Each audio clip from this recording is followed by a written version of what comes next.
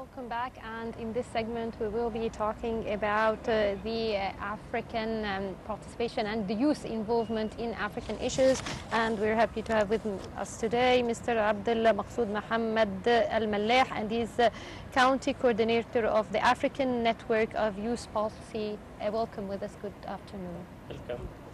Thank you for joining us, and let's start first with what is the African Network of the Youth Policy Experts? Make it easier for us. Okay, thank you for giving me this chance to talk to Egyptian young people.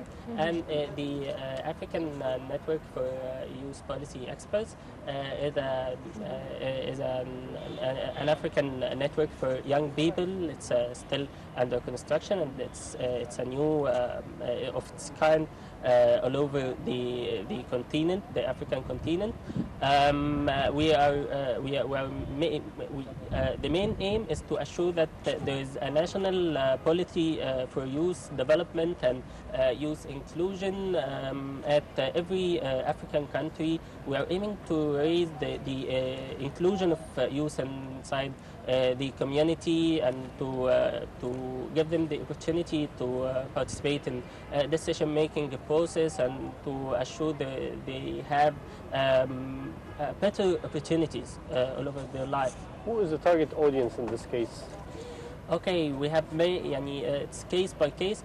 At first, we target young people and youth workers to know their interests and what they are suffering from, what they are looking to get from every people, from whoever the responsible people. And on the other side, we target communication with decision makers and youth policy people whom are putting policies and ruling policies that targets youth. Mainly, we are looking to make reports about youth inclusion and youth policies at every country all over Africa, and to share our reports with United Nations and African Union. By the way, the foundation and the idea of the African Network for Youth Policy Experts came along the first conference for youth policies at Baku, Azerbaijan. That was organized by United Nations envoy envoy for youth.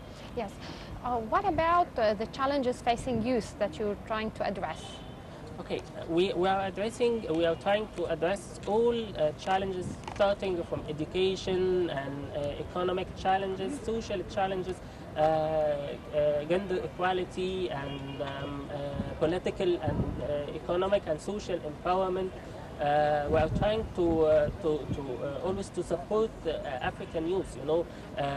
There's a great challenge between youth and the market of the global market now had a great and really tough challenge. So we have to support and empower our African youth. They need more. They need more to get, so they can give us back. They can reflect their countries. They can reflect their continent, and they can reflect also all over the world. Yes. Who is sponsoring this network? I understand the network is going to be established in Egypt. Who is sponsoring this network in 54 African countries? Okay, till now there's no sponsorship, there's no funds. We are working on the zero fund, and we are just running this this It's network. like a virtual network today. Yeah, it is not only virtual. We are working. We started to work virtually just to make it easy to go, and we are working. Personally, I'm working now on establishing it on the ground, and I've started communicating some responsible people, and I have a good network here in Egypt, so I'm trying to work on this network. We are working with zero fund, but it's really open to get funds from every company, maybe CSR departments at companies, maybe NGOs, maybe however interested. What about the branches? Does it have branches outside Egypt, or it's based in Egypt right now? No, we are the branches of this network is covering 54 African countries. Yeah, we have like 54 country coordinator, and they are working on parallel to found to establish their their executive office, and yeah, we are doing a great job. Very good start. And when you say I want to enforce some youth policies for inclusion of youth, where do you want to enforce this youth policies? Is it government organizations? Is it companies? Okay.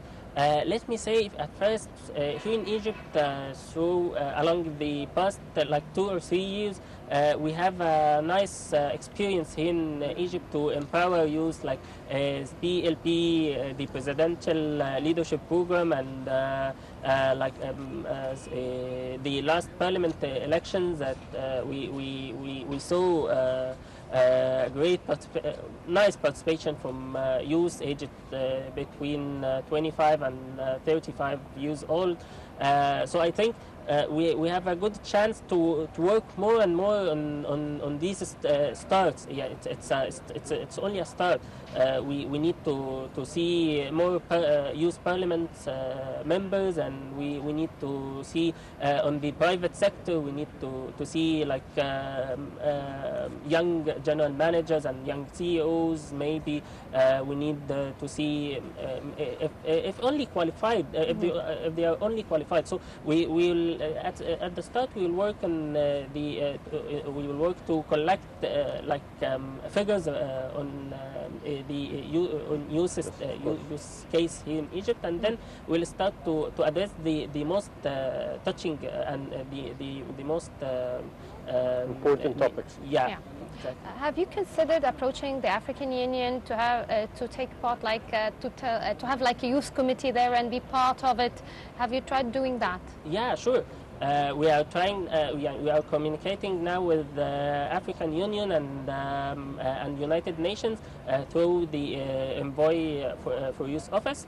And we got some nice promises that we might work on in the future, but we still at the first of legalization now. Yeah, we are working on our legal formation. Then we'll start a formal cooperation with all NGOs and organizations and everybody that addressing youth. Well, Mr. Abdel Maksoud Mohamed Malah, County Coordinator for the African Network of Youth Policy and Youth Policy Experts, thank you very much for this interview. Thank you. And now we will be looking into the celebration of Ana Maspiro, I Am Maspiro festivity, and we'll be back.